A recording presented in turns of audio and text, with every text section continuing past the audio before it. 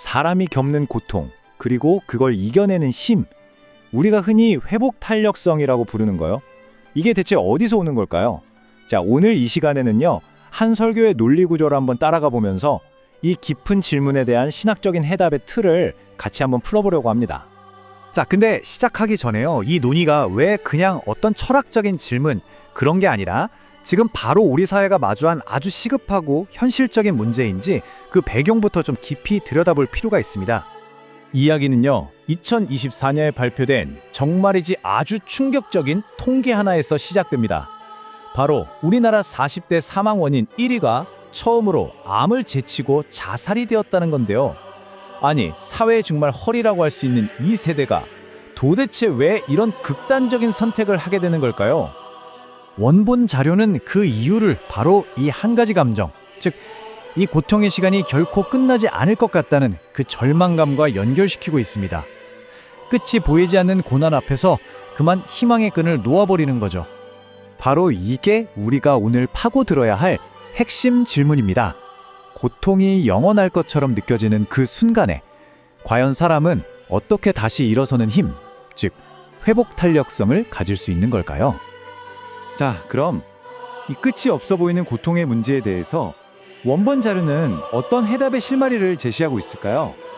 바로 질그릇의 역설이라는 아주 흥미로운 중심 비유를 통해서 그 틀을 한번 살펴보겠습니다. 그 해답의 핵심은요, 고대의 한 비유에서 찾을 수 있습니다. 바로 아주 평범하고 깨지기 쉬운 질그릇 안에 어마어마하게 값진 보배가 담겨 있다는 개념이에요. 이 부분이 정말 중요한데요. 이 논리의 기반이 되는 두 가지 개념이 나옵니다. 서로 완전 반대되는 것 같은데 또 연결되어 있죠. 먼저 질그릇은 뭘까요? 이건 바로 우리 인간의 연약한 본성을 말합니다. 육체적으로 약하고 감정적으로 상처받기 쉽고 또 정신적인 한계도 있잖아요. 그런 걸 상징하고요. 반면에 보배는 그 연약한 질그릇 안에 담긴 초월적인 내면의 힘, 그러니까 신으로부터 오는 능력과 희망을 의미하는 거죠. 자, 그럼 여기서 말하는 보배 또는 구원이라는 게 정확히 뭘 의미하는지 좀 더 명확히 짚고 넘어갈 필요가 있어요. 이게 그냥 우리가 죽은 다음에 천국 가서 받는 그런 보상이 아니고요. 바로 지금 이 현실의 삶 속에서 기도를 통해 신과 연결되고 거기서부터 힘과 인도를 얻게 하는 아주 실질적인 능력의 원천을 말하는 겁니다. 그렇다면 반대로 질그릇은 구체적으로 뭘까요? 우리 인간의 연약함을 말한다고 했잖아요. 예를 들면 이런 것들이죠. 병들고 아픈 육체의 연약함, 또 우울이나 불안감에 쉽게 빠지는 감정적인 취약함, 다른 사람의 말 한마디에 쿡하고 상처받는 그런 여린 마음, 그리고 인생의 여러 문제들 앞에서 난 안 되나 봐 하고 느끼는 무력감 같은 거요. 우리 모두가 가진 보편적인 연약함이죠. 자, 그럼 질문이 생기죠. 이 강력한 보배가 이렇게나 연약한 질그릇 안에서 도대체 어떻게 힘을 발휘하는 걸까요?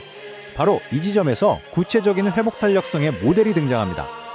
여기 보시면 4가지 핵심적인 회복 탄력성의 사례가 나오는데요. 이게 아주 흥미롭습니다. 고통 자체가 없어지는 게 아니에요. 대신에 그 결과가 완전히 바뀌는 변형의 과정을 보여주죠. 예를 들어 우겨쌈을 당하지만 쌓이지는 않는다. 답답한 일을 당하지만 낙심하지 않는다. 이런 식입니다. 외부의 압박은 그대로 있는데 그 끝이 달라지는 거죠. 그러니까 핵심은 바로 이겁니다. 우리 안에 있는 그 보배라는 게 고난 자체를 막아주는 마법 방패 같은 게 아니라는 거예요. 대신 그 고난의 최종 결과를 바꿔버린다는 거죠. 이건 고난을 피하게 해주는 예방의 이야기가 아니라 고난을 견디고 통과하게 하는 인내와 변형에 대한 이야기입니다. 이 변형의 과정을 조금만 더 자세히 들여다볼까요? 예를 들어 우겨쌈을 당한다는 외부 압박, 이건 뭐 사방이 꽉 막혀서 도저히 감당 못할 문제에 갇힌 것 같은 상황이잖아요. 그런데 그 안에서 쌓이지 않는다는 내면의 변화가 일어나면서 결국 예상치 못한 돌파구를 찾게 된다는 겁니다. 또 배신이나 오해 때문에 답답한 일을 겪을 때도 있죠. 그런데 결국엔 낙심하지 않고 다시 희망을 붙잡게 된다는 거고요. 핵심은 이거예요. 똑같은 외부의 압박인데 내면의 힘을 통해서 전혀 다른 결과를 만들어낸다는 것. 자, 여기까지 따라오셨다면 이제 이 논리적 틀이 던지는 가장 어렵고 도전적인 질문으로 넘어가 볼 시간입니다. 아마 많은 분들이 속으로 이런 생각하실 거예요. 아니, 잠깐만. 이렇게 강력한 보배가 우리 안에 있다면 애초에 왜 우리는 이렇게까지 고통을 받아야 하는 거지? 바로 그 질문이죠. 왜 고통은 사라지지 않는 걸까요? 바로 이 지점에서 이 신학적 주장의 가장 깊은 핵심이 드러납니다. 그 대답은 이래요. 우리의 연약함, 그러니까 질그릇이 깨지기 쉽다는 그 사실 자체가 사실은 결함이나 실수가 아니라는 겁니다. 오히려 그 깨어짐을 통해서 우리가 버티고 이겨내는 힘의 진짜 근원이 우리 자신에게서 나오는 게 아니라 우리를 초월한 어떤 힘으로부터 온다는 걸 보여주기 위함이라는 거죠. 이 성경 구절이 그 아이디어를 정말 잘 보여주는데요. 고난을 없애주겠다가 아니에요. 고난을 통과할 때 내가 너와 함께 있겠다는 약속이죠. 물을 지나갈 때, 불 가운데로 걸어갈 때 그 고통의 한복판에 함께 있겠다는 겁니다. 결론적으로 이 전체 주장이 우리에게 제시하는 목표는 명확합니다. 아무런 도전도 고난도 없는 삶이 아니에요. 오히려 그 모든 도전에 완전히 압도당하거나 잡아먹히지 않고 그것들을 마주하고 통과할 수 있는 힘을 갖게 되는 것, 바로 그겁니다. 마지막으로 원본 자료에 인용된 이 강력한 문장 하나를 소개해드리면서 마무리를 할까 합니다. 당신의 능력에 맞는 과업을 달라고 기도하지 말고 당신의 과업에 맞는 능력을 달라고 기도하십시오. 어쩌면요, 이 끝이 없을 것만 같은 고통의 시간을 건너야 하는 우리 모두에게 진정한 회복 탄력성이 어디서부터 시작되는지를 보여주는 가장 중요한 단서가 아닐까 생각해 봅니다.